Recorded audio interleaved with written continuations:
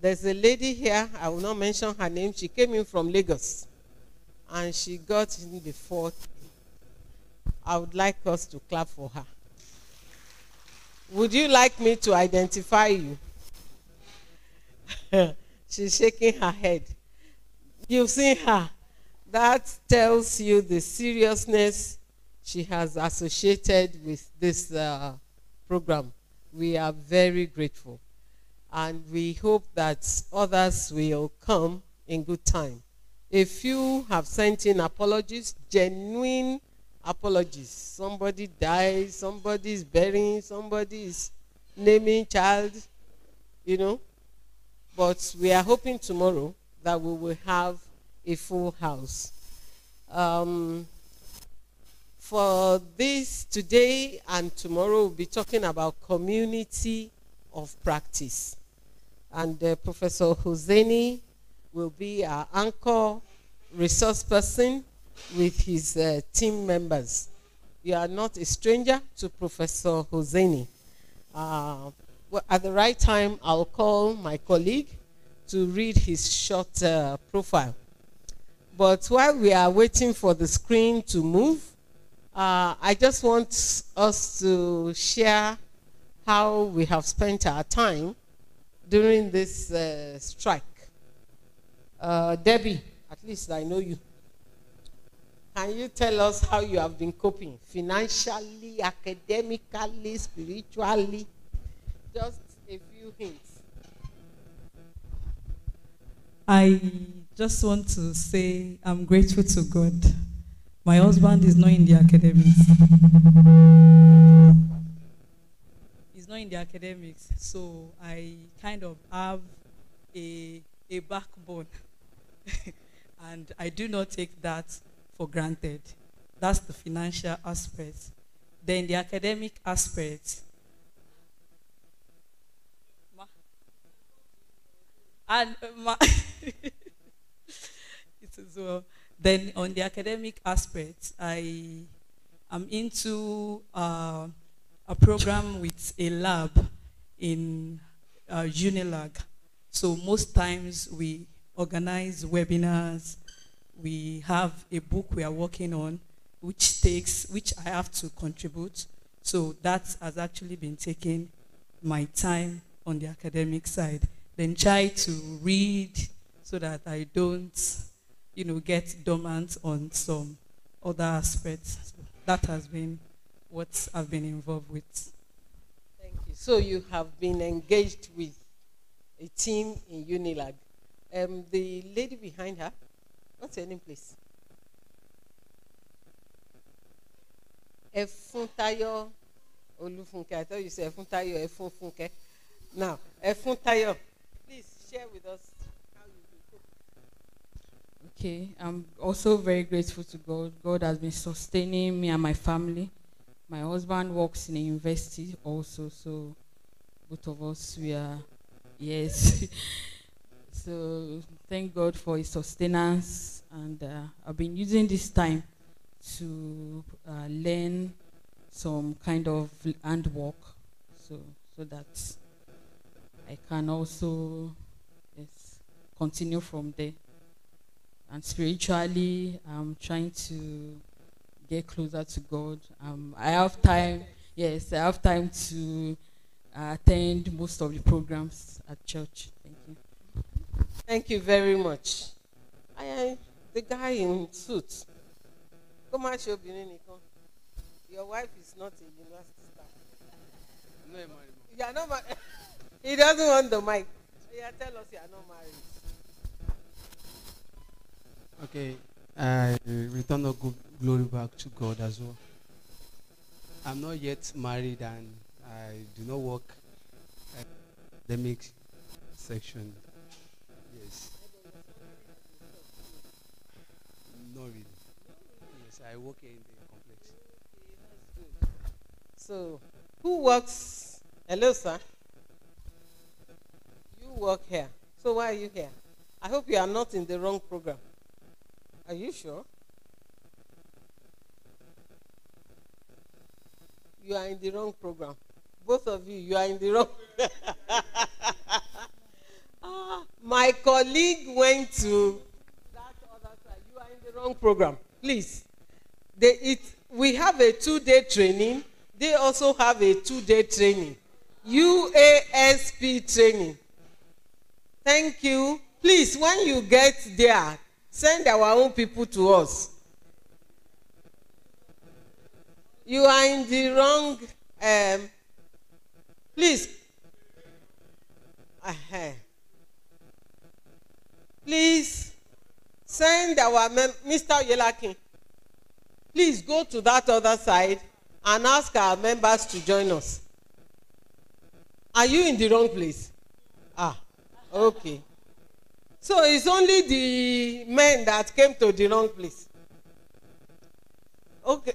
Fatai is one man. I'm looking for a man to tell us how he has been coping. Okay, my doctor. Me now. Oh yeah. Oh, salary. Salary from the teaching hospital. You can see I'm his friend. Oh yeah, share with us. Apart from your salary. What else have you done? I'm not on strike, ma. No, ma. You are on strike. Can you see the men are not willing to talk? You don't know what to say. I excuse you because I understand the trauma you are going through. He lost his neighbor on Sunday or something.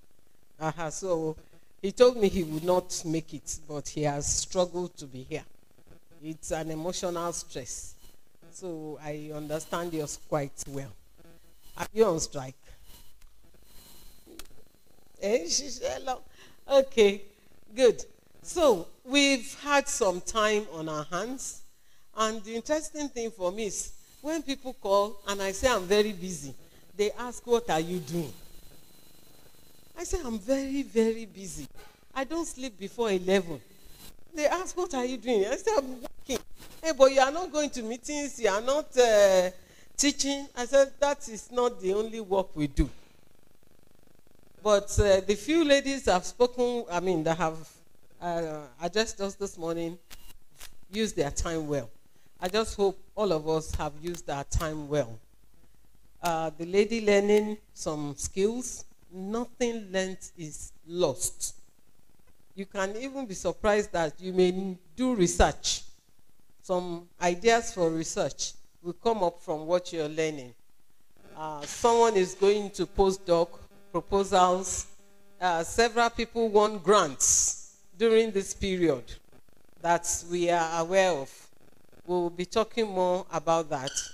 So we want to say we are thankful to God for preserving our lives. Everyone is looking beautiful.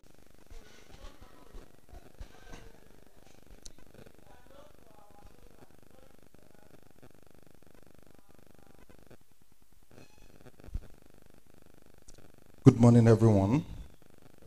This is a short profile of Professor Oseni.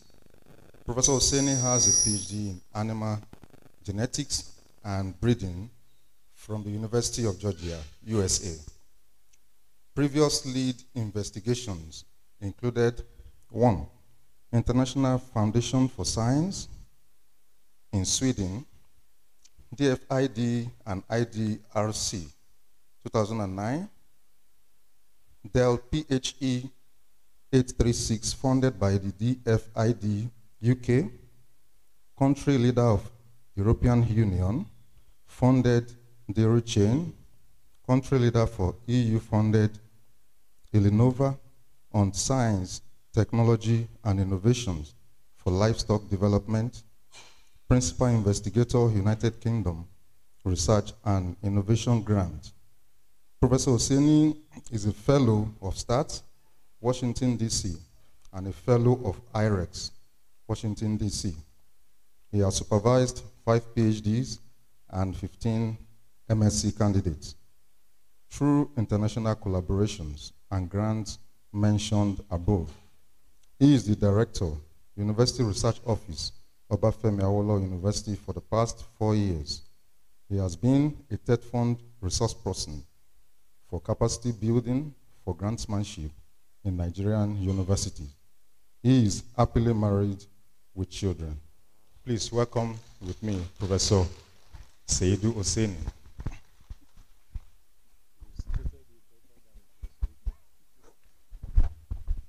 A great pleasure to be here. Good morning, colleagues.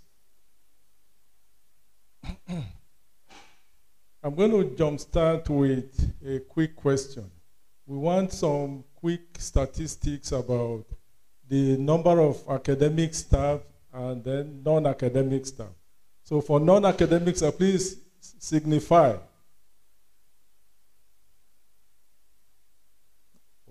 thank you. For academic staff, please signify.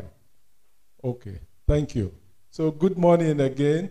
Appreciation to our project principal investigator who has done so well in mobilizing all of us to this stage.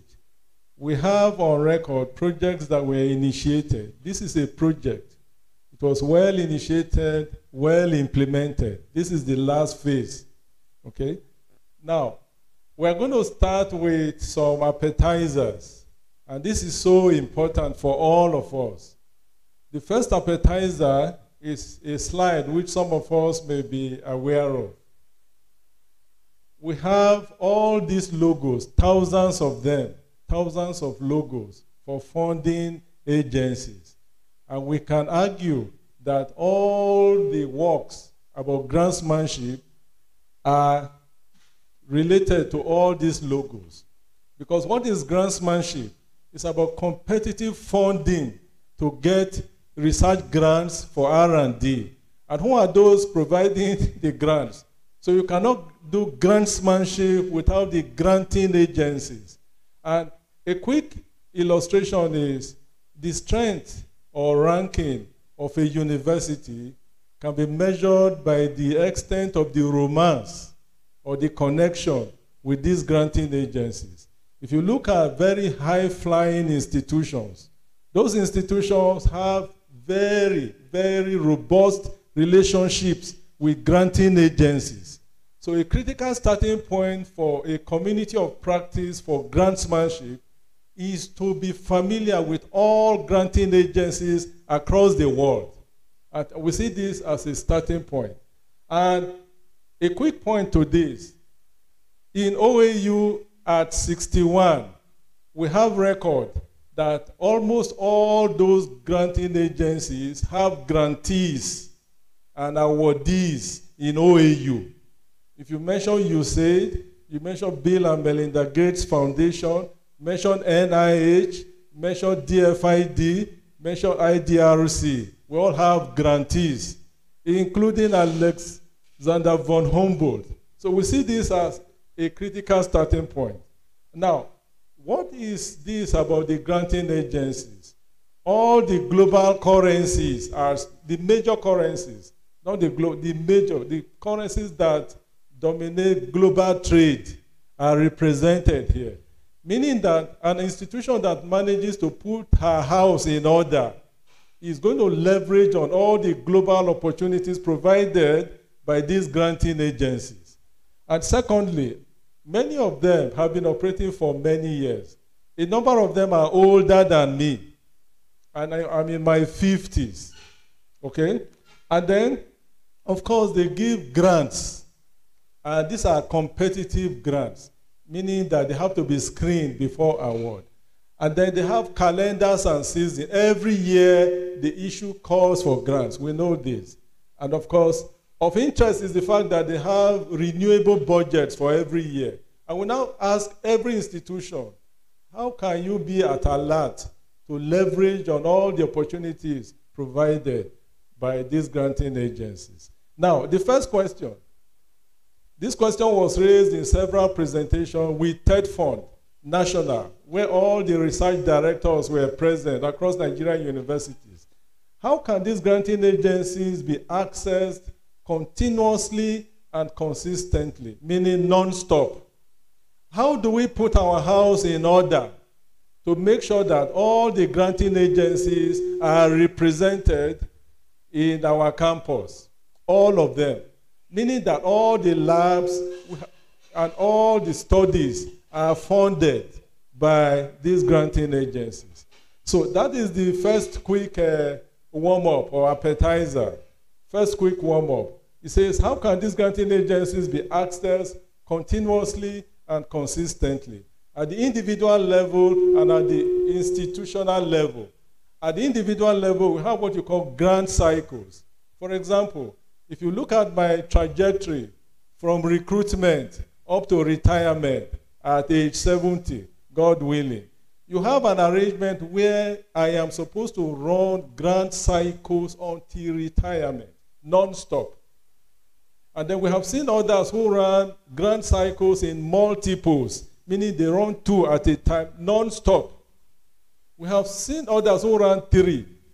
I've seen others where every graduate student is on support, fully supported. And then for those institutions, what are they doing differently? What are they doing differently from our own institution? So these are part of the warm-up and appetizers, meaning that for institutions like in South Africa, Stellenbosch, Pretoria, Johannesburg, what are they doing differently? So this is part of the warm-up. So appetizer 002. Appetizer 002 was extracted from a presentation by Professor Shonaya 2 weeks ago. And this is so important. And what does it say? That under the OAU logo, under our environment, you really must be very proud of OAU as a first-generation university that can do so much, so well. This is the track record from one of the slides. What does it say? That in running his career over a 43-year period up to retirement, the summary, for 33 years he had how many grants? 20. And those grants are demarcated across 3 groups. The first category is research grant. The second category is what? Development grant. The third category is equipment grant. There are other categories not listed here. There is the conference grant. For example, IDRC gives a conference grant, competitive conference grant. You have, for example, equivalent of like 8 to 10 million to arrange a conference around any thematic area. It could be emerging diseases, it could be zoonosis, it could be climate change, it could be any thematic area. So those were not listed here. And he summed up the total of the grant. What was the lump sum from running his career in OAU? He retired 2 years ago. What was the lump sum? The lump sum pointed to 1,147,685,000 naira. This is under OAU. If there is any take-home message from this series of, let this be the take-home message. No excuses. Don't run on excuses. No light, no water. We are going to wait until the most ideal times, the most ideal environment until we start to function. He operated under the same environment, retired in October 30, 2020. My teacher, my mentor. But why did I flash this? I say, once this is flashed, he could do this, you can beat this. I already identified a few gaps. There are categories of grants that are not listed here. You have book grant, for example, from the Canon Foundation for Scientific Research. They give book grant.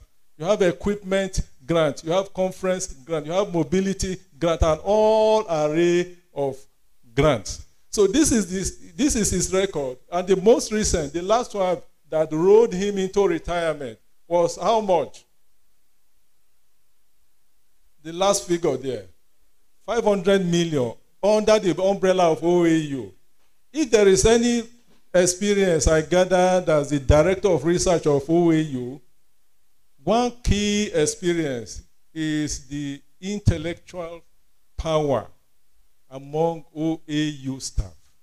Even from the most recent third fund NRF, for which we are awaiting the results, OAU, about 42 were shortlisted. From the Department of Adult Education and Lifelong Learning, through psychology, management and accounting had a husband and a wife. who wrote different proposals and were shortlisted for NRF. Between pharmacy, engineering, and agric, fierce competition to dominate the number of full proposals for NRF. We collated all this, and we saw the strength, we saw the intelligence, we saw the brilliance in OAU. This should inspire all of us, including, incidentally, 2 sitting deans, the Dean of Agric and the Dean of Pharmacy, also led research teams. So these positions are not excuses. Okay, so this is part of the brief background. So for the 2-day interaction, we have series of presentations which we are all going to try to make sense out of. But those 2 appetizers are the guide. For example, whatever we do, we're going to work towards leveraging on the opportunities provided by those granting agencies. And whatever we do as early career researchers or as mid-career researchers or as senior career researchers like Professor Katie, we all must look at the track record. Incidentally, if you look at the track record of Professor Shonaya, I can count 10 members of staff with at least one of them on at least 2 NIH. NIH is the cream de la cream for health sciences research, for those who know about that. We have at least several members who are engaged in that. We have several with Gates Foundation studies. So these are enough inspiration for OAU, for all of us. We are so proud. And incidentally, those granting agencies too, for our colleagues in registry and in bursary. Incidentally, the grantsmanship culture covers registry and bursary, including the Carnegie funding covers registry and bursary. So it becomes a very total picture about grantsmanship. So enough of the appetizers now. So for day one, we want to look at this paradigm called community of practice for grantsmanship. What is this COP? What is the meaning? What are the benefits? What is the infrastructure? How can it be implemented? What are the gains? What are the risks? So that is why we are here. And then we have presentations surrounding that. Again, I want to put on record that this was funded by the Carnegie Group and Professor Katie Kehinde Taiwo as the principal investigator. So this is for then we have some videos too. There are videos about the website that was developed. The website was developed as a one-stop website where all the granting resources are there. You've heard of news feeds. News feeds are announcements about calls for proposals. They are streamed as part of that. You have opportunity for video conferencing through the Jitsi app. Again, is part of that. Then we have the dashboard where proposals can be reviewed in real time, and then you get feedback to applicants. So that is part of the plan for the... So exercise number 1. This was jump-started by Professor Katie. How have we engaged our time grant-wise? Grant-wise. We have about 8 incoming fellows for the Carnegie-funded IREX UASP in this room. Part of their achievement during the strike was that they competed. They competed for the Carnegie-funded UASP IREX fellowship. And 8 of them were successful, so they can beat their chest. They are in this room.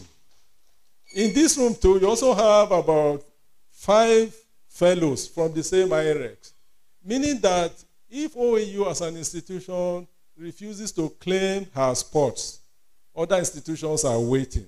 It's a competition, meaning that it becomes an opportunity to put our house in order. What are those global opportunities represented by all those logos? So how did we spend our time grant-wise?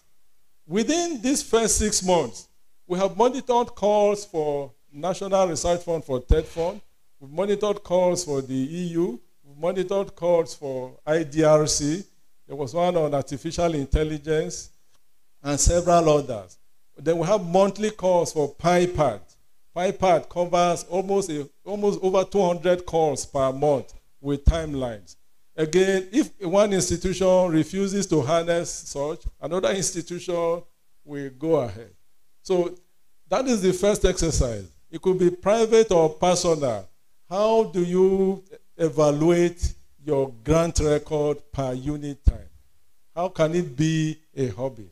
And then the second quick exercise, which I want us to participate in, is we have the background now.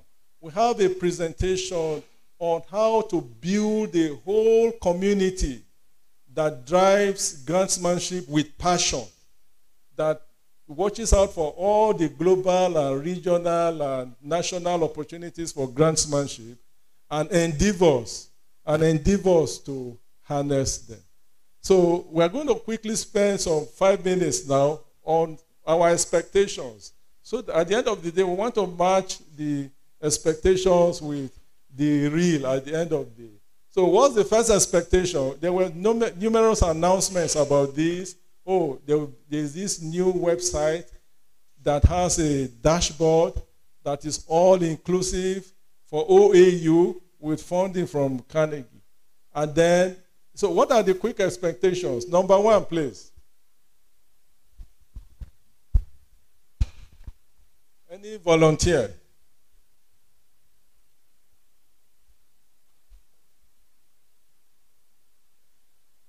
Expectations for the 2-day workshop.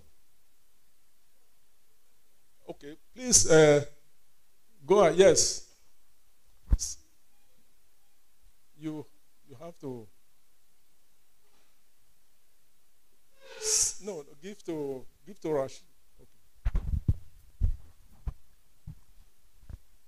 You need to type the. Thank you very much, Prof. Be familiar with all the granting, some of the granting agencies. That's one of my own. Yes, familiarity with the granting agencies. You need to type on number 1.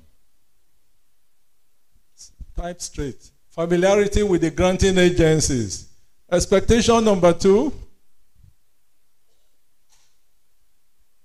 Expectation 2. Thank you. How to assess them. Access to granting agencies. Expectation number, thank you. And thank you too. Number 3. Thank you, Prof. Yes, general tips on writing a grant winning proposal. General tips. Okay. Thank you for that. Please write that. Okay. Now, next one, we need to have 7 slots to quickly fill. 7 slots.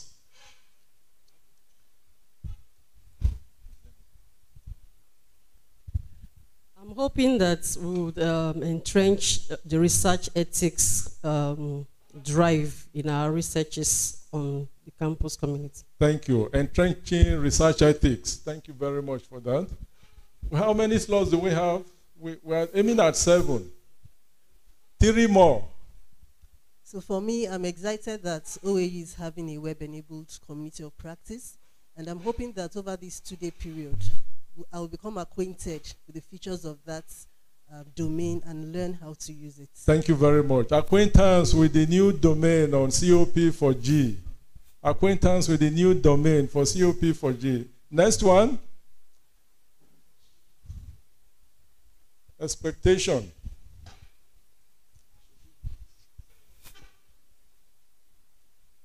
Yes. Any other expectation? That we know the proper way to write research reports. Very good. Research report writing. Very good. That's on project closeout. Thank you for that. Remaining 2 now to save time. Yes. Yes. Okay. How to navigate the website. Yes, website navigation. Thank you very much for that. And final point.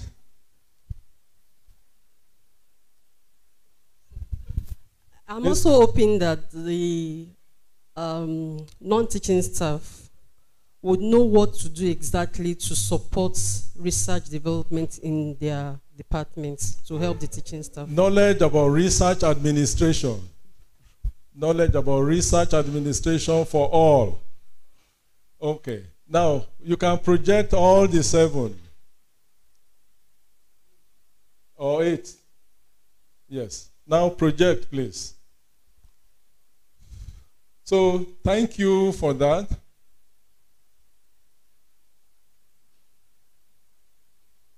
So, familiarity with granting agencies, that is a must. What is the meaning of familiarity? We know their calendars, we know their thematic areas, we know their budget limit, we know their requirements for writing a winning grant. We have access to all the information about the granting agency. Accessing them, yes, having access to those granting agencies. Some are email submission, some are portal submission. We also know what are the steps to access. Tips on writing winning grants, that is the heartbeat of grantsmanship. Entrenching research ethics. Your research culture, grantsmanship culture cannot fly without research ethics. It crumbles, and we don't want that to happen. Acquaintance with number 5 is a key reason why we are here. Acquaintance with the new website. Then research report writing. Everything is about reports too, particularly towards project closeout. Then navigating the website is part of it. Then knowledge about research administration. Next. Now, this was the ones we crafted. So we can match the ones you stated with the ones we crafted. The first is knowledge of grantsmanship and research management. That was captured. So we have a convergence on that. Second is knowledge of community of practice for grantsmanship and research management. Number 2 and number 1 are different. Number 2 is building a whole community around grantsmanship and research management. Number 3 is the knowledge of the operationalization of the new site. That was captured. Number 4, knowledge of research project lifecycle. That is the vertebrae of grantsmanship. No research lifecycle, no grantsmanship. Then we also want to look at the registration of pioneer membership for the community of practice. That will be in day 2. Have a pioneer members. And then with registered accounts. And then we have academic mentorship in addition to all the ones that were stated. So that is the end of the first warm-up. So we go to 01 now.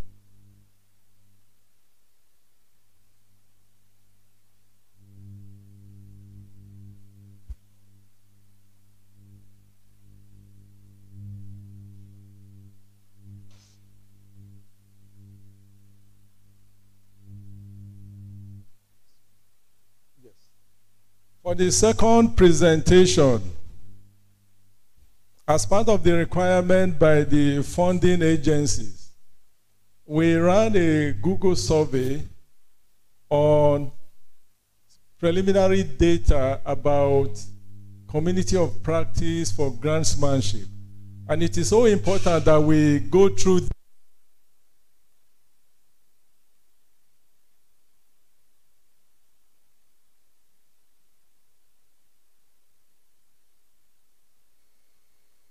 so important because the knowledge from this will help us in navigating the website. So the knowledge from this, and we're going to go through this very fast. We had about 116 respondents, of which 2/3 were males and 1/3 were females. Quickly. The next, again, you have the age of the respondents were across all the cadres, early, middle, and senior categories. Next one, we have the cadres from research assistantship through assistant lecturership up to professors were represented in the distribution. Next, we also have the years of recruitment, again cut across early, middle, and senior cadres. Next, we have the number of years in service too, also cut across all the cadres, early, middle, and senior. Next, So the real fun starts from here. Did you know about web-enabled community of practice for grantsmanship and research management before this survey? And then there was yes and no. Obviously, the no dominated, including me, the presenter. But there was a third response that says, I have heard of the community of practice, but not in connection with grantsmanship, because that is a very knowledgeable group. Community of practice applies to us on a day-to-day basis. For those of us who are lifelong members of the Red Cross is a community of practice for humanitarianism. If you mention Girls Guide, if you mention all the other groups, they are all operating on the model of communities of practice. So that third group was of interest. Yes, I'm aware of community of practice, but I never knew it could be adapted to grantsmanship in a higher education institution. Next. The next one says, what do you understand about the concept of COP for grantsmanship? The first group says it's a group of or community of researchers who are passionate about grantsmanship. That is the first group. The second group said, well, a group of researchers who continually exchange and develop knowledge about grantsmanship. That is of interest, because if you look at the terrain of grantsmanship, is it about mobility grants? Is it about grants for centers of excellence? Is it about grants for new institutes and new centers? Is it about grants for R&D, etc.? So we have the distributions there. He said, another group said, a group of mentors and mentees who continually build competence around grantsmanship. And all of them are correct, because all are part of the operations of the community of practice for grantsmanship. Next. The next question says, would you wish to have access to information about grantsmanship online? And then we have almost the perfect score saying yes. And an interesting group said no. Well, we respect their views. Okay? Then the next one says, are you willing to participate in a web-enabled community of practice for grantsmanship and research management? Again, majority said yes. Then you have the reluctant group. Is their right to refuse? It's still all right. Next, we have, what are your impressions about the community of practice for grantsmanship? The first one says he never heard of the COP until now. Then another group says it is only for academic institutions. It is needed by academic institutions. Another one says, another group, that they are willing and ready to participate in the process. We have a recalcitrant group that says, well, I'm on the cautionary side. I can only take my conclusions when I'm sure of what this after I have favorable impressions about it. Again, we respect that. Next. The next question says, are you aware of alternatives to a web-enabled community of practice for grantsmanship? Are there alternatives? Meaning, are there non-web Stone Age resources for grantsman for this as an alternative? The first group says, well, during work, the same message may be conveyed during workshops and write shops. That could be an alternative. Another group says, well, you could leverage on grant writing networks. But I want to catch the second group. You know why? Those networks are also online. And then you have, not sure if there are any. Again, we respect that. Then the next question. It says, what is the connection between COP and scholarship? For example, for an academic institution, can you run your career without a community of practice for grantsmanship? How can it drive scholarship, fellowship, and grants? Well, the first group says a COP drives a grants culture which provides a lifeline to sustain R&D. The second group says the academic culture embraces a community of practice for grantsmanship and scholarship. And the third group says, not very clear, but they are all pointing in the same direction. A way to rephrase this question, is to say, can you practice scholarship in the 21st century without web-enabled resources? Again, next. The next question says, what thematic areas, what themes do a COP for grantsmanship and research address? Again, they are all listed. And then you have a capacity building for grants and research culture. Borrowing a leaf from Shonaya's slide, he had out of the 1 billion naira grant portfolio, he had research grant, he had equipment grant, he had, what's the third category? Development grant, isn't it? So capacity strengthening of all phases of the project life cycles. That is very correct. From research initiation, from topic initiation, from opportunity scanning up to project closeout. Research data and research communication, again, driven by COP. Again, all of the above. Next. So which of the following are the primary responsibilities of the community of practice for grantsmanship? Primary responsibility. The first one says, well, it could drive a twin culture of sustainable funding and research.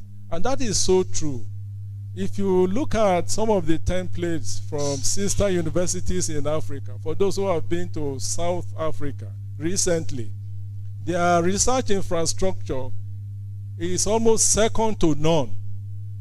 Second to none. And that gives them a huge advantage to leverage on all the logos that we are shown. The second respondent says it will enhance R&D through competitive funding.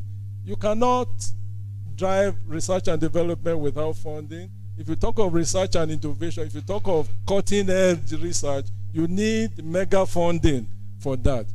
It will enhance or promote scholarship through sustainable, again, all this we have mentioned. Next. What are some of the benefits of a community of practice for grantsmanship and research management in OAU? It says, we promote a grants and research culture. This was mentioned before. We mobilize critical stakeholders. For example, nobody is asking the role of auditors and accountants and bursary staff in the research management. Again, those are effectively captured. Will enhance extra competence and competitiveness. Those are the key words to raise the bar for grantsmanship. You must raise the competitive edge at the institutional and individual level. Will provide sustainable funding for cutting-edge R&D. Again, all this were mentioned. So next. What do you think of the immediate gains if we have the community of practice in place? What are the immediate gains for OAU, for early career researchers now? Early careers, whether academia or registry or bursary. Knowledge of grants and granting opportunities at the beginning of their career. The Shonaya's record that was shown that had over $1 billion mark, one big advantage was recognizing the importance of grantsmanship from the beginning of the career. Okay, I think that is so important. Expertise and competitiveness in writing a grant application. That is also very important. Knowledge of the benefits of grants at early stage. That knowledge is so important. You are capable of, each of us is capable of running 2 careers now. The one with grants is different from the one without grants. Again, knowledge of the benefits of grants at the early career stage. We're almost done with this. What do you think of some of the immediate gains for mid and senior careers? What are the gains for them? For example, there is expanded knowledge about knowledge base of grants and granting opportunities. Again, it is non-stop process. You have enhanced expertise and competitiveness. Your expertise are continually improved. And then opportunity to synergize with contemporaries and act as mentors, and so all those were mentioned. What do you think are the opportunities? This is so important. The question says, okay, at the end of the day, you decide you don't want a COP for grantsmanship, or you don't want a grantsmanship culture at all. What do you stand to lose as an institution? The first group says, well, there's a low-level scholarly output. If you look at publications in Q1 and Q2 journals, they cost money. The funding for cutting-edge research costs money, and all that could be accessed through a grants culture. The second implication or opportunity cost says low-level competence among the staff, meaning that where Stellenbosch, Pretoria, Johannesburg, KwaZulu-Natal are top ranking consistently for many years, you have other institutions lagging. I don't want to say permanently lagging until they choose to change. Loss of millions of dollars of funding for research and development. Yes. For example, we could do benchmarking. Pick those universities in South Africa, pick Unilag, OAU, and UI. I say, okay, please, just show the metrics for your grants portfolios over the past 5 years. And the astonishment, you really know that institutions are on different planets on this topic. So the loss of millions of dollars of funding, and then all of the above. So these are the opportunities. And to further add to this, from what some of us have seen, that PG studies are run on assistantship. PG studies are not the way they are run in this part of the world. Even within Africa, they are run on assistantship. And assistantship leverages on granting opportunities. Your supervisor only recruits students if he has funding. Funding for their mainstay, for their lab work, for their R&D, monthly, there's a monthly payment. And that is the aspiration for OAU. And then we have many of these opportunities affiliated.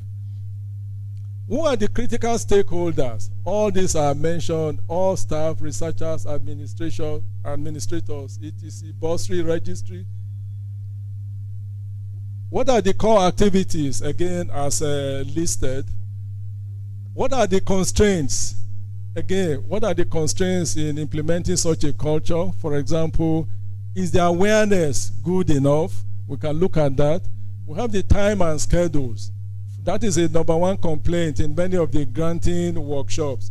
No time, no time.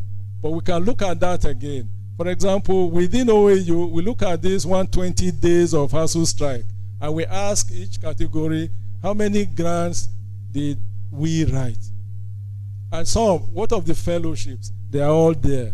OAU must occupy her space. If OAU falls asleep, God forbid, others will. So these are the questions about that consciousness, okay? And then so many of these, I'm happy about the fellows among us with registry staff and academic staff for the Carnegie UASP fellowship. That is a success point. OAU, incidentally, has a good record for that. Again, the awareness was really, mobilized within the community. We appreciate Professor Taiwo for that, for real mobilization as a fellow herself. So that awareness is a key issue. Could there be a problem with apathy? Apathy says, even when you place the form in my front, just feel. There was a von Humboldt competition a few years ago for which some of the fellows in OAU gave the forms to others, and the complaint from one of the those who were encouraged to fill the form was that the preliminary documents were just too voluminous. That was the complaint. So I know our party does not belong to this room, but we really must watch out for that. How to fight apathy or laziness against, these are some of the complaints. Now, what are the SMART targets? What are the smart targets for COP? Ultimately, what are those attainable and measurable and timely targets? Hopefully, this will rev up the number of grants per quarter, per cycle, per year. Again, these are the metrics for measuring grant success for institutions. Hopefully, it should also raise the number of project life cycles that are successfully initiated and completed in OAU. And then the practice of research governance and ethics, as mentioned by our sister. The number of publications too. Then number of patents and others. Okay? Now, outcomes now. What aspects of institutional transformation? Hopefully, all these, one way to summarize this is change in ranking for OAU. If you really, truly want the ranking to change the research infrastructure, change grants culture, and watch out for others. So, and on and on and on about outcomes, about short-term, etc. So we quickly go through. So we have enough background now, again, from the respondents from OAU. So we take a 1 minute break as we wait for the next presentation. Hopefully this has laid the foundation. This has laid the foundation for the COP. The remaining part of the presentations will focus on the machinery. What is this COP? What is a community of practice for grantsmanship and research management? How can it be established? How can it be operationalized? What are the gains? What are the risks? It is so O2.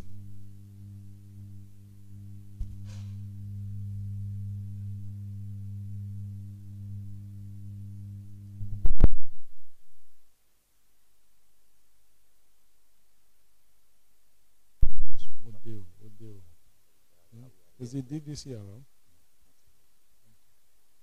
Thank you. So next one.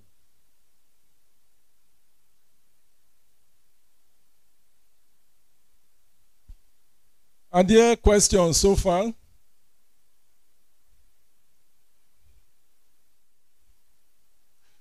Questions?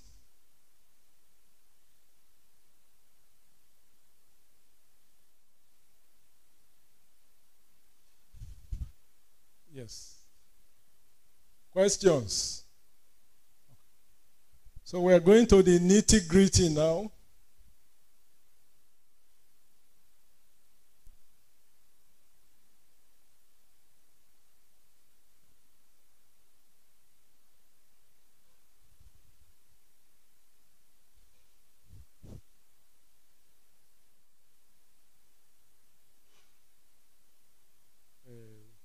This is for 02 now, on the COP, 02.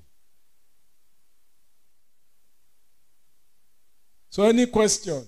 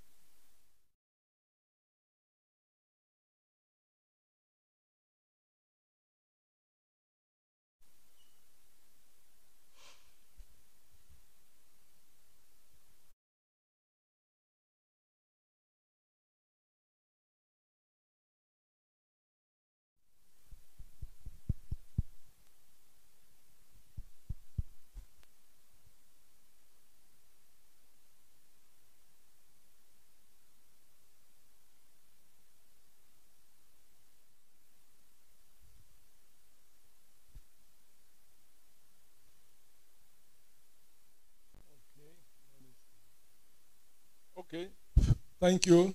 Sorry for the interlude. We are going to the main domain now. What are the gaps? Where are the opportunities? How is a community of practice for grantsmanship web-enabled? What is web enablement? And how is it operationalized? What are the benefits, etc.? Again, these contents presented are also on the website. The ultimate destination for tomorrow morning is the unveiling of the website, which is tagged for your noting, grantsmanship.oauife.edu.ng. Again, the website, grantsmanship.oauife.edu.ng, meaning built along the OAU net domain. Okay? Again, these contents are on the website as part of the background. So what are the gaps? We go through this quickly. Again, we are aware, and this is very astonishing, that the granting opportunities every month, every quarter, every year, across all the disciplines in OAU, all the granting opportunities are there. How are they harnessed? How are they tapped?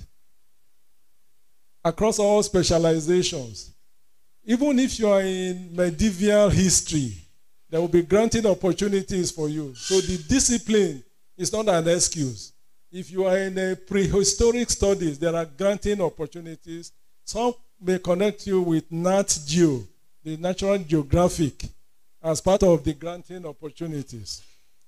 So we know that they are not really harnessed. And we have all this on your right-hand side for those who are aware of PIPAD. Or at the middle, you have Grantcraft. At the extreme end, you have IDRC with continuous calls for grants.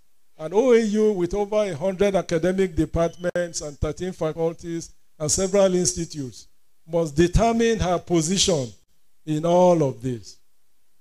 We have Terra Viva for those in biological sciences or related. All these are grant databases with continuous opportunities for granting opportunities. So the gaps are there. Project life cycles are poorly implemented. And we're going to, the next presentation is focused on project life cycles. That is the heartbeat of grantsmanship. The researchers could be more competitive in the global R&D landscape. We mentioned that. For example, compare the records for OAU and Stellenbosch or KwaZulu-Natal. We mentioned that before. So all these ultimately affect our ranking and our status. Okay, we mentioned all these global opportunities before. All these were mentioned. For example, how many of these were successfully harnessed by Stellenbosch, maybe, or Nairobi, or Makerere? And how many of these were harnessed by OAU? It becomes a grant portfolio.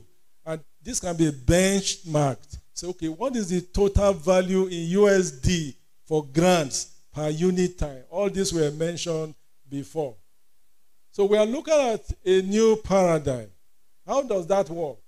It says, build capacity for harnessing with emphasis. ALL, all grants. That is very ambitious, but very doable. Very doable. We have monitored some universities within Africa where some of the granting agencies established a base at their campus. For example, we have the case of USAID in Egerton. The same Egerton University has JICA. JICA is the Japanese International Cooperation Agency, stationed within the campus. You know what that means. So how do we build that infrastructure for harnessing all grants for institutional development? Now, of interest too, what are our strengths? We have a lot of strengths in OAU after 61 years. What are those strengths? For each of the logos that were shown, we have grantees in OAU. If you mention NIH, if you look at the database of NIH, you have old OAU THC and current. They are there right now. If you mention EDCTP, if you mention Wellcome Trust, if you mention a Medical Research Council, mention Smithsonian, mention any name, OAU is represented, quote me. The second bullet says that OAU former grantees are also reviewers for these agencies. We know for start.org, we know for IFS for Sweden, we know for IDRC. Within your campus, you have grantees who are now reviewers for those agencies. In fact, one of them became a member of the board of IDRC from OAU. Meaning, how do you leverage on your history to change the landscape? So how do we build capacity for grantsmanship at all levels, including research administration, including bursary and registry? If bursary and registry is weak, our grant culture is weak because grants run on a timely manner. So the grant, the bursary, and the audit system are part of the cycle. How do we evolve new systems and mechanisms for grantsmanship? Based on our history, as mentioned now, can we look at a community of practice model? Again, that is the focus of this. We have this, for example, a culture of grantsmanship driving pristine scholarship in OAU. So, this is why we are here. Introduction to community of practice for grantsmanship and research management. Again, summary questions about the COP. Some of these were captured in the survey. It says, for example, what is a COP, community of practice for grantsmanship? What are the goals? When is it when enabled? How is it operationalized? What are the risks, etc.? Again, of interest now, the definition. This preliminary definition covers a community of practice. You can now adapt it to your own passion. For example, what is that definition? It says a group of professionals who share a passion for an activity and learn to consistently and continuously improve on that performance. In our own case, we have a passion now for service delivery, for grantsmanship, as a game changer for OAU on the basis of the previous information. We now say, okay, how do we build a community of practice around grantsmanship with the goals of sharing knowledge, resources, and tools, and then regular interactions? Again, that was, Wenger was one of the pioneer authors for COP, theories of COP. And then, this is important. A COP is characterized by this.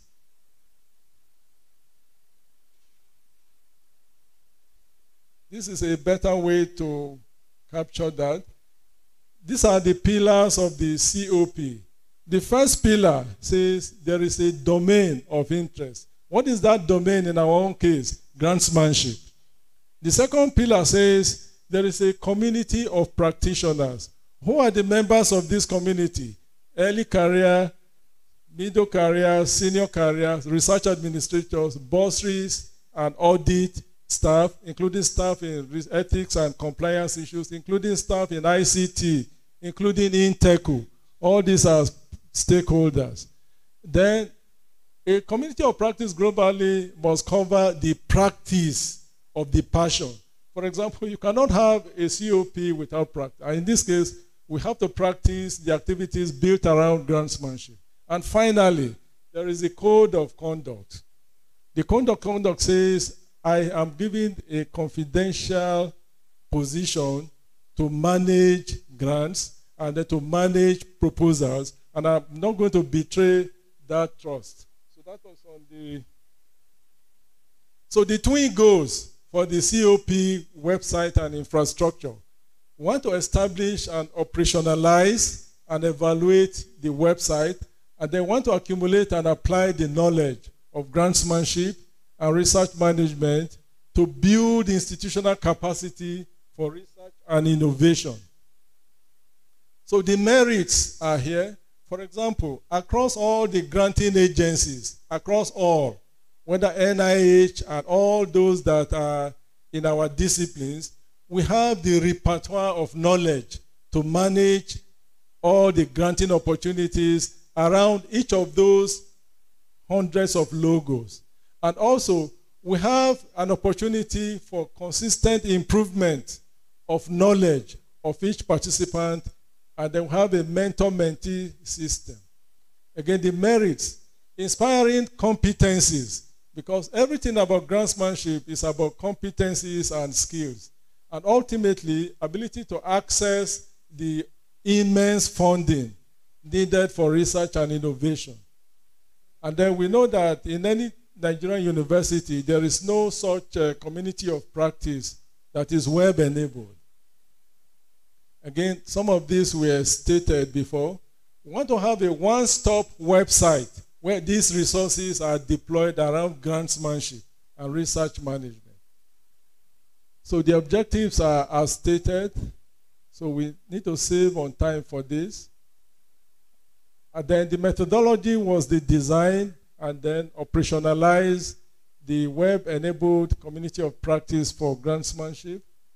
Again, we have, as mentioned, we have the funding from through the University Administration Support Program funded by IREX and Carnegie.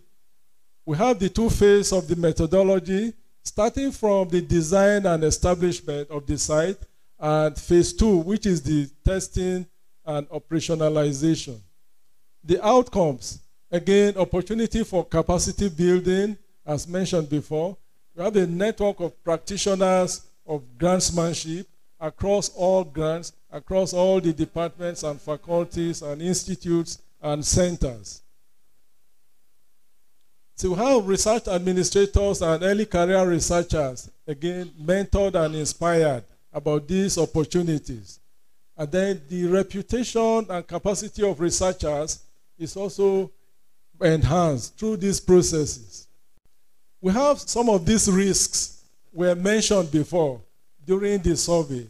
There are the risks about initial apathy. There is the risk about workload of early career researchers. There is the risk about, there are other risks. But if you mention workload, we take the case of the International Foundation for Science, for example, that has 2 calls per year. The first call expires in May of any given year, and the second call around November. And the mentorship we got was that within a 12-month cycle, we must have an application for such granting agencies. It means one application in every 6 months. Okay? So we really need to look at that workload and time load. And then we have the environment. Okay, COVID. Yeah, okay, this was done during the high heat of COVID. There could be low initial success rates.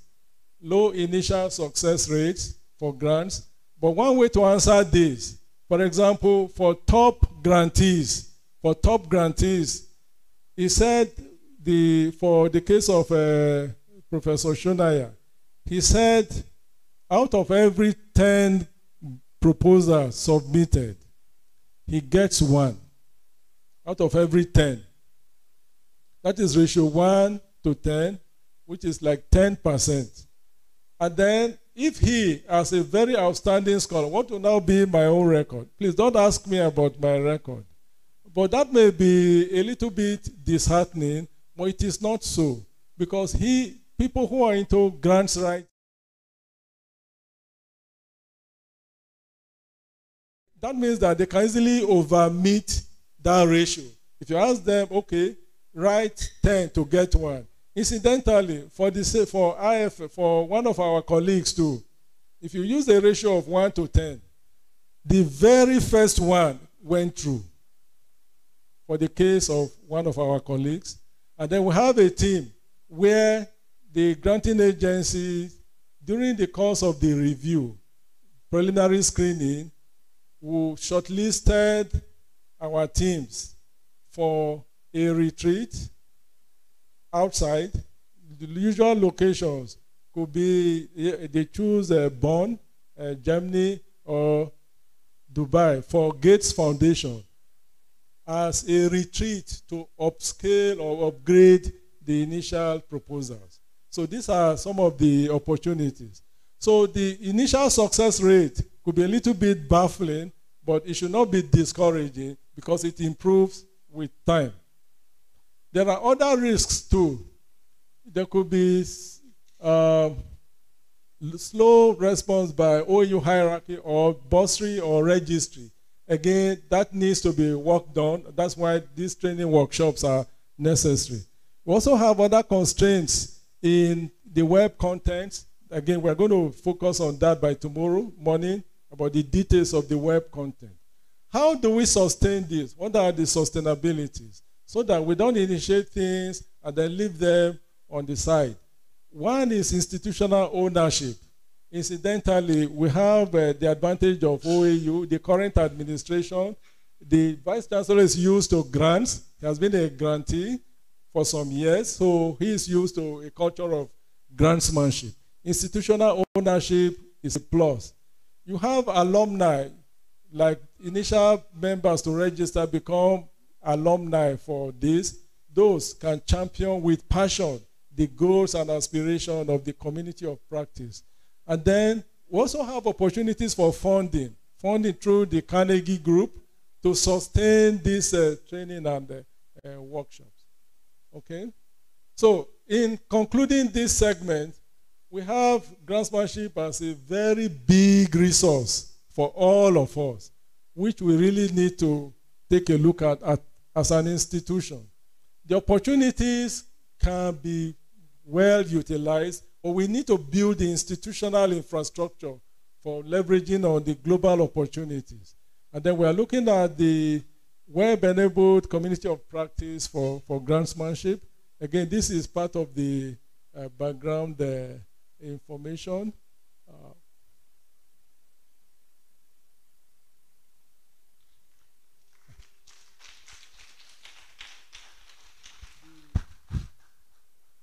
Please check 03 now. So we are concluding now with the last one on, again, still on the community of practice for grantsmanship again. We're going to the very heartbeat now, again, as part of the information sharing, and this is so important for all of us. Are there questions as we are opening the final presentation for today? Are there quick questions? Or we wait till the end?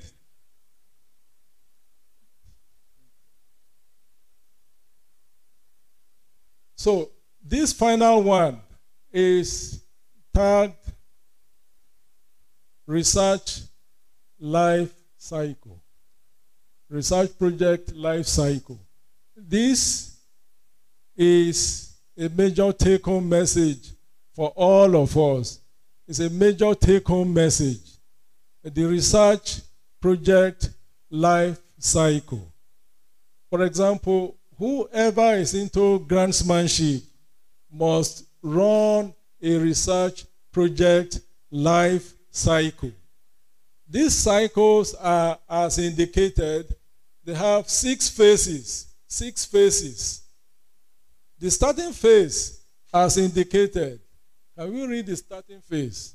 It's called find funding. That is the starting phase. In some other website, it could be labeled as opportunity scanning.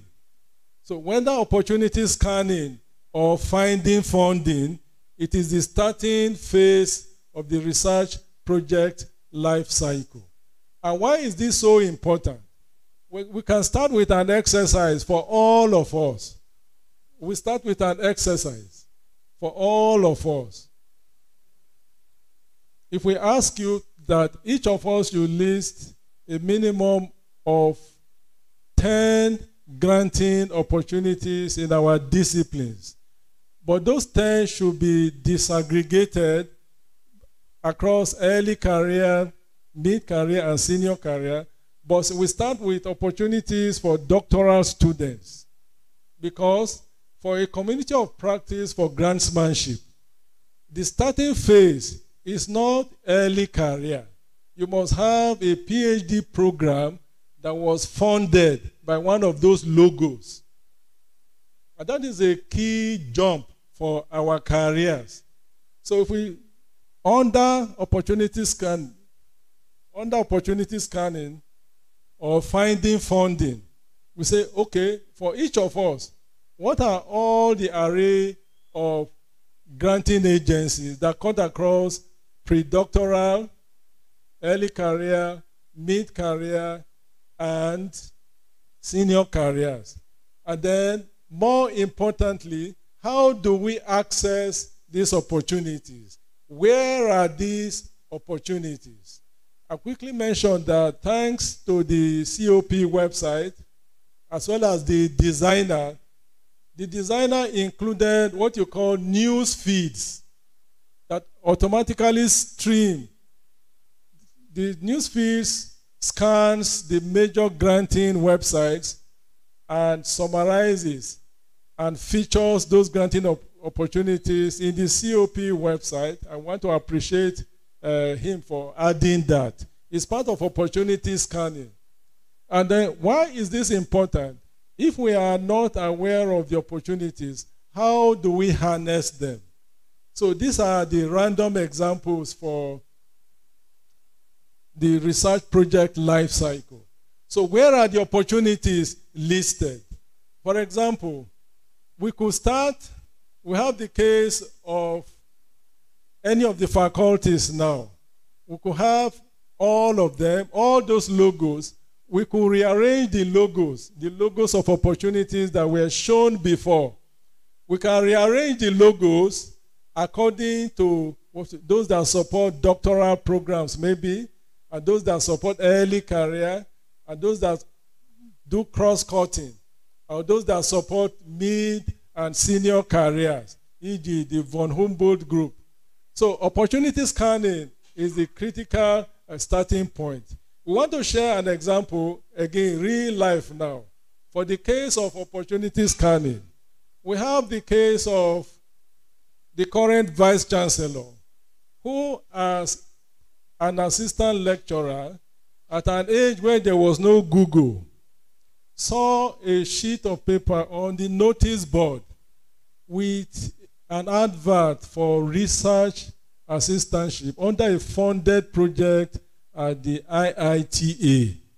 And this was a piece of paper randomly on the notice board. He copied the details and applied. I don't need to tell you the gateway for that. The gateway for that opportunity, not on Google, not on news feeds, not on many streams, there was no social media then, but on a paper. That opportunity opened the gateway for almost all the grants that he got, all the professional networks, all the fellowship up to the International Food Policy Research Institute in Washington, D.C. That is, again, directly connected with finding funding or opportunity scanning. As at that time, the kind of resources we have now were not there. So, but what is the immediate lesson from that? Meaning that a critical starting point in grant cycles or in research project cycles is that curiosity and open-mindedness to harness or leverage on any opportunity that comes your way, so long as it contributes to grantsmanship and research management. So that is a key part. If you look at the case of the project principal investigator, Professor Katie, her record also shows an array of an individual who leveraged on all these granting opportunities, including the AVH, including several IDRCs, including at least some DFIDs, including the Carnegie Group. Meaning, why are we using these examples of these individuals? All the opportunities started from, again, finding funding. How do we find funding? But more importantly, how do we scan? How do we scan for funding? Also more important, how do we identify those funding opportunities? Suppose those examples mentioned allow those opportunities to slip by. So the starting point is that mindset of curiosity for opportunities, for grants. And I will see that as very important. So after finding the opportunities, after finding or scanning for opportunities, what do you do with them? The next phase, going clockwise now. The red one says you need to develop the proposal. Again, this is a whole chapter. What kind of proposal? Is it a development grant?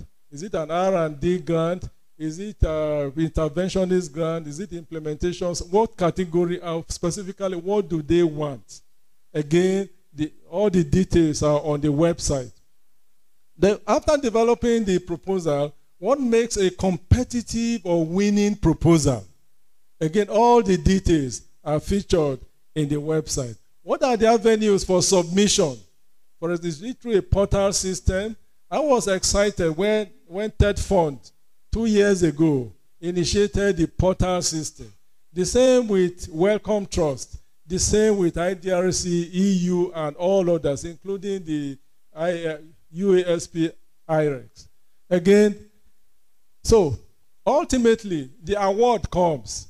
Ultimately, you win an award. How do you set up the project? What are the pitfalls?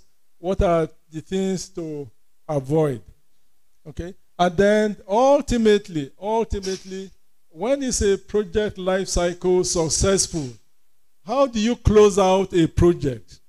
Closing out a project includes a number of steps, but more importantly, you are issued a certificate of clearance at the end of the project. That certificate says it all, that all the objectives and the timelines and the deliverables and the contracts were faithfully adhered to. So we quickly go through the contents of the research project life cycle now. Again, some of these details were mentioned about finding funding. To build institutional capacity for grants, we must master these opportunity scanning for grants. For example, what are the array of the hundreds of disciplines and specializations in OAU? What are the granting agencies whose thematic areas match with these disciplines? What are the emerging areas in health sciences, in environment, in engineering, in food systems, in humanities and education? What are these opportunities? Again, how do we have that database? We have a whole lot of information sharing on opportunities on all users. But is there a systematic way to harness those opportunities? Are there ways we could leverage on them? Ultimately, we have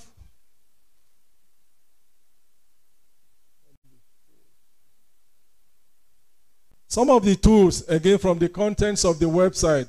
Some of the tools are as indicated, but we can go beyond this because the website has extra tools for opportunity scanning.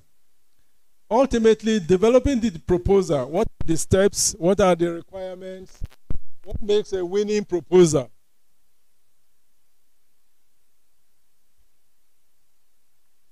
Again, these contents are from the website, so the details are there. Routing and submitting the proposal.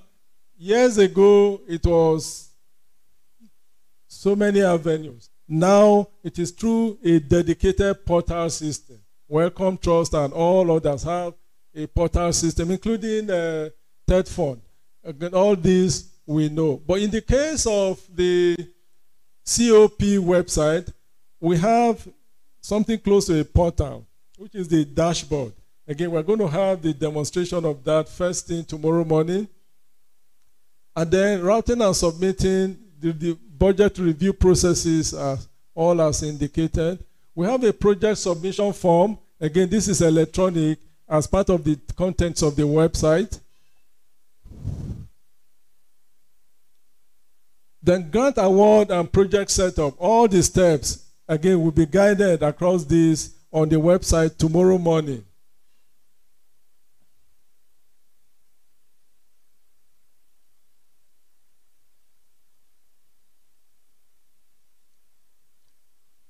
Ultimately, ultimately, I want to quickly draw attention to some of these features we may not be aware of.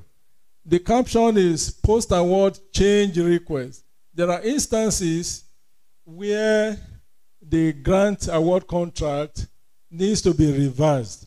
For example, there is this the obligation step where the funding agency may want to slash the budget by a certain percentage. Again, all these are subjected to negotiation.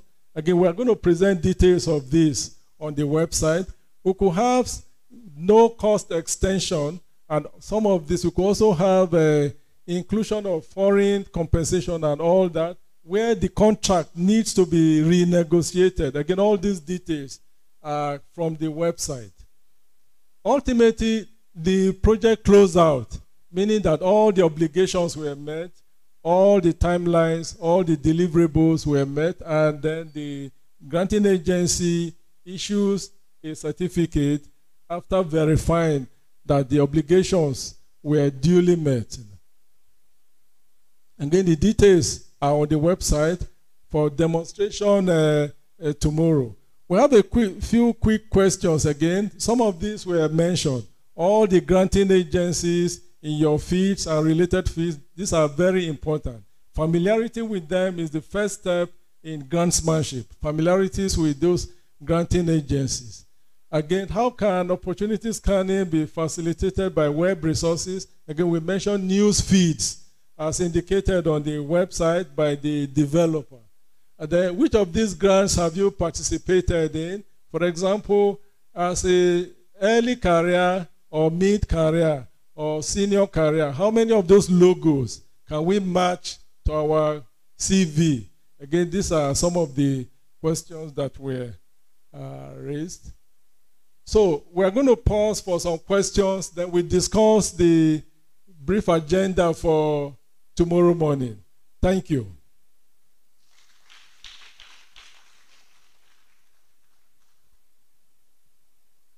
So random questions now.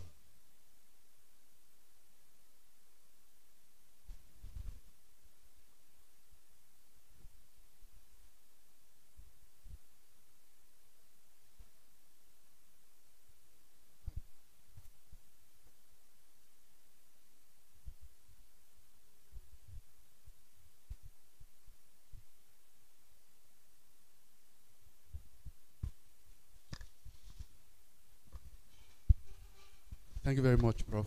Thank you for the beautiful presentation. I was thinking I should wait till tomorrow for this question, but I'm just saying, probably I should start it now. It's about the website. You are creating a one-stop shop where the whole process can be completed, right? Something like that. My concern is about the ethic aspect of it. I still don't understand why the ethic unit, research ethic, is still not part of the central research office, and why it is still not what is included on the portal. Thank you very much. On the COP. Website before coming to this one. That's why I say I would have loved to wait till tomorrow to ask the question, but when part of what you mentioned, that was not included there. Thank you very much. Go to the beginning.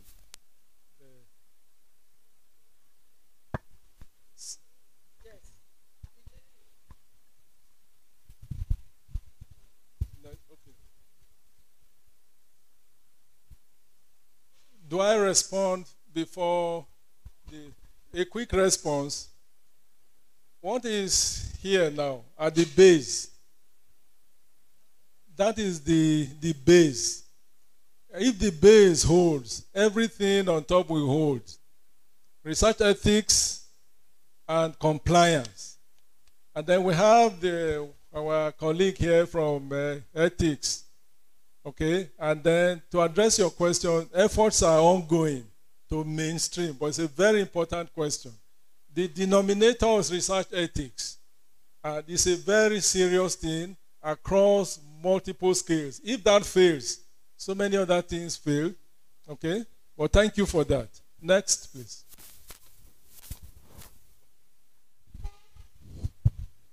Thank you very much, sir, for the presentation. And I want to thank you again for making this presentation to us. Some of us that are interested in writing benefits. I benefit immensely from it. But my question is, you said somebody, a prolific research winner, I'm just rephrasing, gets like 10 proposals submitted, 1-1. Now, I understand it. Somebody like me, I write and write and write. And each time it comes, that rejection comes. 1 week I'm off, I'm disappointed, I cry, I'm emotional, I don't want to do anything. I hate to write again. And me too. Even for like maybe 2 weeks, I will not even get hold of. You know, you expect that this one will come. Only for them to tell you, sometimes they will even tell you, we'll give you a review. Some of them will be kind to give you a review of what they think. They may a review of your work so that you can reapply. And then you find out that when you reapply again, maybe they will still give you a review. So, and I discover from my own finding that maybe it has to do with Nigeria. The population of scholars we have is enormous. I don't know. No. That's my own conclusion. Okay. That maybe we are too much. Because if, for example, a research granting agency wants to give 10 in Africa, and 1,000 is coming from Nigeria, and they have to spread it. So it's possible they take maybe like 2 in Nigeria, and 1,000 out of 2 out of 1,000. So how do you encourage people like me that, you know, sometimes you get small, you know, just tiny, but oftentimes you get rejection. How do you encourage me? And what can your office do? There are 2 quick answers. I will jumpstart. And then my senior colleague will, if there are gaps in my answer, she will smoothen the edges. Now, your question is so paramount. Many of the granting workshops, that same question was raised. A superior writer has a ratio of 1 to 10. And I said, don't ask me about my ratio. But incidentally for me, I also got. So a word like tenacity and consistency, that for this applicant, they enjoy it. They just enjoy it, meaning they can conceptualize and then they can write. And then there's a whole presentation, I'm sure my colleague, senior colleague will, there's a way to manage the news. For example, why is it that disproportionately we have more ratios of rejections than acceptance? But then you have those who remain steadfast, keep on winning grants. Ratio 1 to 10 does not say that it is the 10th proposal that will come through. The case of another colleague, who's the very first one. So tenacity is there, consistent, persevering is there. But more importantly, at the institutional level, the reason for the COP now, elsewhere, Stellenbosch and co., there is institutional vetting. What is that? The institution, you have experts, generations of grantees from the same granting agency, who are granting award winners from the same granting agency, who are here in OAU. In other institutions, there's the privilege of vetting. For some, it is compulsory. They vet that proposal. What is the immediate advantage? Meaning that if we run a model on what we call solo, I write I submit, and another institution says, wait a minute, that we can leverage on a level above us to vet and add a lot of high grade to those applications. What do you think will be the difference? So the combination of all these answers, perseverance, tenacity, and you have a COR. If a COR, we have a proposal to upgrade the COR where you have reviewers that are compensated. Under the COP, we have individual accounts for reviewers. They pile up. For example, a reviewer could say, oh, I have reviewed 10 proposals in the last quarter. We have a fee per proposal, something like 3,000 naira, it may be small. That's 30,000 for in-house review. So we're trying to look at, for those who had success, what are the contributing factors to success? We suspect that disproportionately we do a lot of solo write-offs. We're even shy of showing to others to help. Please fill in the blanks. Thank you very much. I doubt if there are many blanks to fill in. Please stop. I told the 2022 cohort, at least 7 of them that were successful. They passed through the earlier set. In one way, even not 7, all of them. They interacted with us. That's why I was able to know that the reference letter was too short. You'll be shocked what things get marks. So the COR is available to assist with this.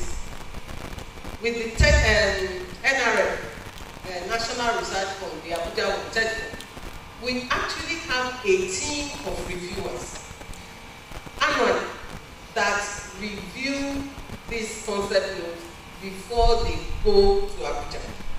We don't submit for you. You go through the portal yourself. But if you do yourself a lot of favor by first getting it checked internally, there's nothing that says you must go through the internal system because of our structure here. But it is to your advantage that people assist in looking at it. Overseas, you cannot apply directly on your own. It is the Office of Research that does the submission in the US. It is the Office of Research that does the final submission on your behalf. I was going to mention earlier that avoid last-minute submission. Yes, avoid last minute. If we want to read, I mean, the NRF, at some point I have to tell some people, I'm sorry, you are not paying me for this job, you cannot kill me. You are sending it Friday night, it's closing Saturday morning, and you want me to look at it and you will be still correct. When we had given timelines, if you want quality review, then you work on time. Please, our system here is yet to be fully accepted. We are sensitizing people to the functions of the Central Office of Research. If they ask, how many proposals did people submit this year? There is no office in OA that can tell you that information. Go to any American website. The number of grants they won that year is floating on their website. As you open it, it is floating. I cannot tell you how many people have won grants this year in OA because they are not coming close. We are the Office of Research. We are supposed to collect information on research, but the structure does not permit it. It is from our office that I should get to DVC's office or VC's office for the final signature. But I will take my seat again. The question, don't do solo and don't do last minute. Thank you. Although I have a last minute one here that was successful. There are a few like that. Even in the 2022 cohort, they saw the call then 2 days to the end. But Newton is here. She is one of the last minute ones, and that was successful. So if you see it late, you can try. But you won't process. and work till. Then another thing that worked for her was the timeline. If they say 4 p.m. Eastern time, that's what I want for you. So whatever time they give you, just add 6 hours. It's an advantage to us. I hope you understand. Yes, your question, madam. Thank you, ma'am. Thank you, sir, for organizing this workshop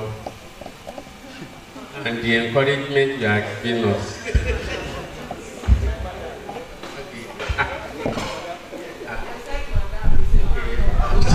I'm sorry. I already got the mic, no. Let's make it fast. Okay, ma'am. There's this aspect of concerning the funding agencies. They used to ask for recommendation from supporting a proposal from one of their fellows. In case you don't know any of their fellows, thank God we know you. But in case you don't know any of them, how do you go about it? There are details.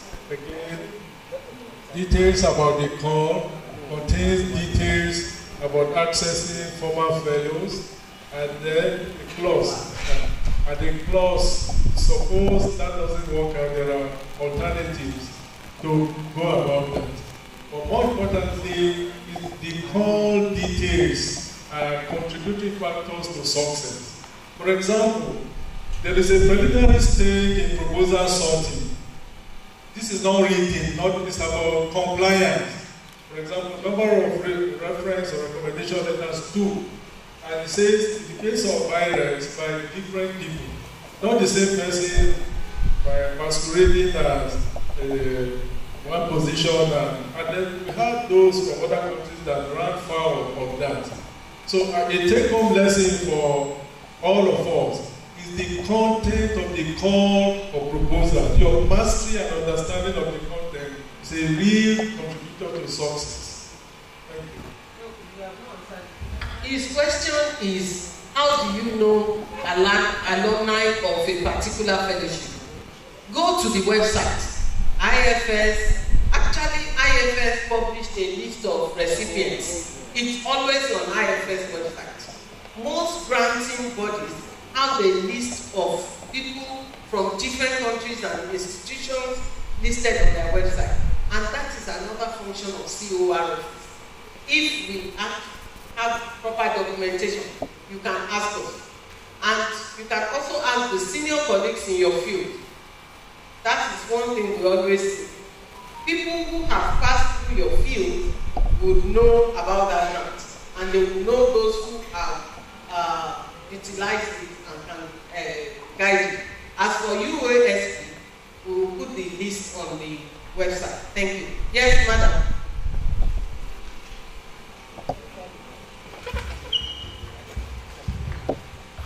Thank you very much, sir. Thank you, ma'am, for the presentation and the questions answered.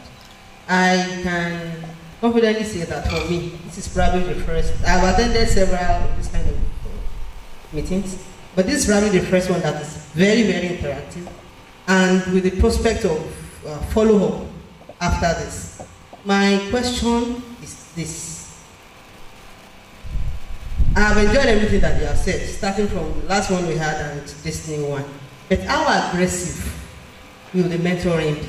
Because I believe that that is the key to... Thank you. Who can answer her question? I don't want to answer it. How aggressive will the mentoring be? Man, I mean, can we walk up to any one of you and just... I know what I'm saying. I'm just asking officially. How aggressive will the mentoring be? Ogundari, show them down. From my own personal experience, I've worked with you several platforms, and she's even the one that will pursue you. Yeah, when she gives you deadline, she wants it yesterday. So when you say how aggressive is the mentoring, I think it depends on you. Do you make yourself available for mentoring? But as for her personally, I know she's always there. Thank you. That is the truth. In any mentoring relationship, the success of it depends on the mentee. You are the one looking for something. We have a life to live.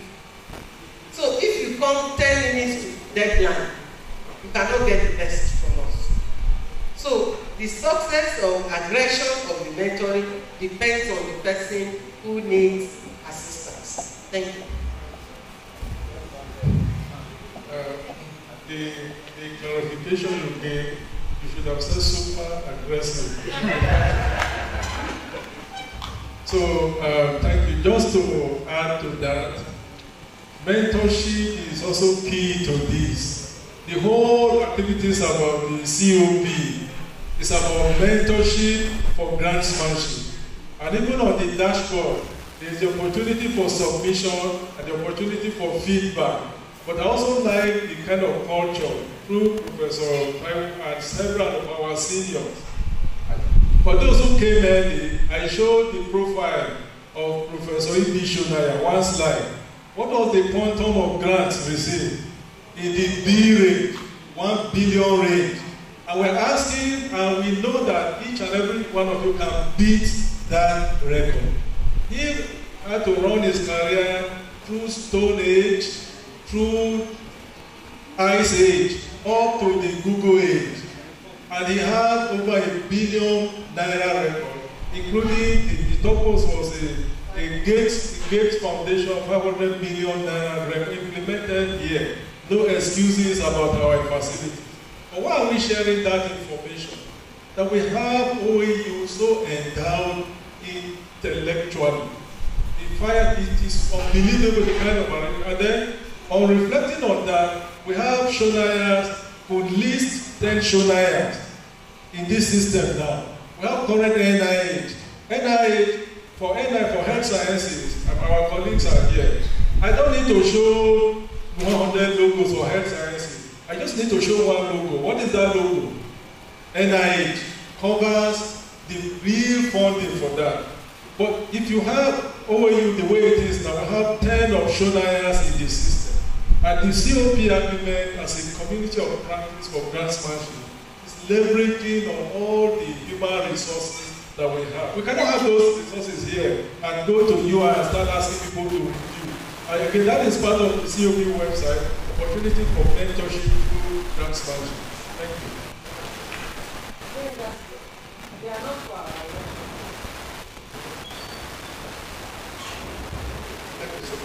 My name is Ken. I was hoping that I was going to get slides for the previous session we had, and even this one. So, you are just roasting yourself.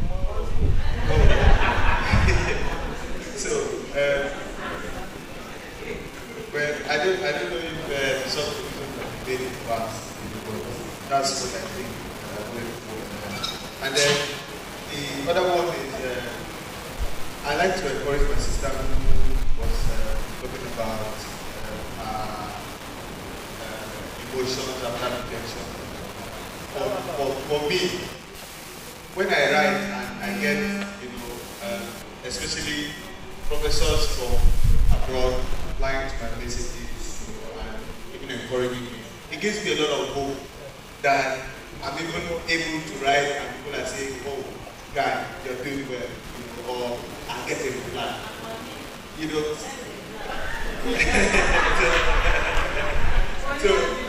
So that's it for me, So, and then the further one is, I don't know, aside, grants and all of that, is there permission to have a conference I'm supposed to attend in the US sometime this year or later in the year? Is there, provisions for some kind of support from the center and all of that? Thank you, Ken. You are a newcomer. You just joined our team. You are welcome. Privately, this year, I'll forward to you all previous slides. All other participants have had the slides. Tomorrow, after tomorrow's session, we'll also share the slides for this training. As for conference attendance, that's not part of our mandate. The COR does not cover conference attendance. The only area where there is tangential relationship is if your grant gives you money for conference attendance. But we as an office do not handle that. There's the learned conference committee that gives conference attendance. And the current chairman is Professor Shiwande in Health Sciences. If you talk with him privately, you can apply, even in this tribe. And he will privately, Professor Shiwande, I'll give you the details later. The university, yes, the last question. The last. Hello, okay. Yeah, thank you very much for this workshop. I've gained a lot. Quick one.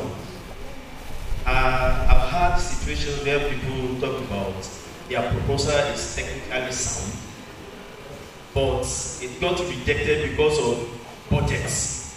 They don't know how to present budget. And I felt in this hall we have both non-teaching and teaching staff. But I don't think we have that synergy to do this kind of a thing. Is there a way we can work together such that, okay, I am technical side of it, I am an expert, but someone that is in bursary or something like that can also come in and give us a platform or something like that. You didn't introduce yourself. Okay, I am Abi Oluwata Emmanuel from Microbiology Department. Baba Micro. The answer is no. When we had Carnegie Grants, we trained people in bursary. Sometimes we attend conferences together. Grants and agency was created specially at that time for proposals. But go there now, everybody has been transferred. So the crop of people there now have no clue. They are doing their normal accounting. I hope you understand. Whatever knowledge they have is self-trained. Even in COR, 2 of our staff are here. No, that have been transferred. After specialization, we have to protest. Office of Research is a professional job. It's not normal registry staff.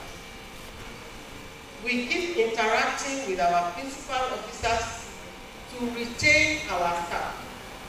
There is a hierarchy of professionalism so that they are not stunted.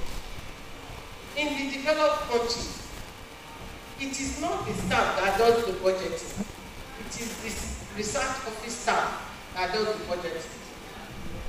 There are people who are trained specially on budgets.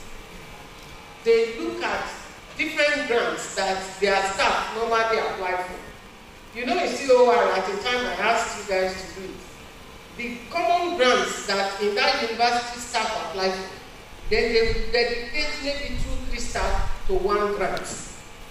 Go and study their guidelines. Do you understand? So if we ask our staff there to study guidelines for different grants and they transfer them in 2 years' time, it is starting all over. And again, it goes to this issue of don't do solo. Ask someone to assist you. I've seen comments from other reviewers on NRL. You didn't follow the percentages. This is 5%, this 20, this 10. When the reviewer is looking at it, you have exceeded. So no matter how excellent the technical thing is, you know, as you said, there are over 1,000 applications. You are looking for tiny excuses to eliminate them. You are just looking for tiny. If they don't meet criteria, you withdraw before you now come to technicalities of relevance. So do yourself a favor. If need help, there are financial guidelines. Those of Nigeria that affect us, we put it on our website. The financial guidelines affecting Nigerian universities is on our website. But for NIH and all the Melinda Gates and so on, you need individuals who are skilled in such grants. We are yet to have them. But we have senior colleagues who have been recipients in the past. They can guide. So on this note, I want to say thank you. Okay, for day 2, he will come up and talk about day 2. We are going to, we will talk about it. I want to say thank you. If you look around, some people brought their children. Please check out the orphan. At least I have seen up to 5 children here. Those mothers could have used that as an excuse for not coming. And more importantly, I want to thank the children. At least on méjì to get family. When stop, all of them have behaved. And we have not, on any occasion, have to say that child is disturbing. I want to thank the mothers for keeping the children quiet. And I want to thank you for your commitment for coming in spite of this. And when we talk of gender difference, no man, today, as brothers, we know. Mothers, God bless you. We are eating. Some people will be on. It is only the mothers going overseas. It is how many fathers are bringing them. Is that Victoria? We went to a conference. Was that 2017? She's now a big girl. She has no baby on her back. But if you don't know, you don't know that she too had once back a baby. So we want to thank our mothers. Thank you for coming. The attendance is encouraging, but we can be more than this. And tomorrow we are going to do hands-on practical experience, and then we'll give the last set of instruction. Thank you. So, thank you again for your time. For tomorrow, every focus is on the site. But you're also contributing to the exercise. We're doing beta testing, meaning there is no perfect website. We need that feedback. The website link again is grantsmanship.oauefe.edu.ng. So now, all the tasks for tomorrow will focus on the in and out of the website. Incidentally, there are 2 portions to that: the general layout, and then there is the innermost layout for registered members. And then we want to look at, we want the feedback as part of our reports to IREX. What are those things you feel are not very up to date or can be improved upon? We're going to compile all that and improve upon them. And ultimately, we're going to do what we call voluntary membership. It's for you to register and then be part of the process, part of the community of practice for grantsmanship. I think we have done well today, all of us, so let's clap for ourselves. Thank you. See you tomorrow. Please, let's come on time. And don't let's be confused with those Sabiton people. No, group picture. We can take pictures. It's wide. Have a nice day. Thank you.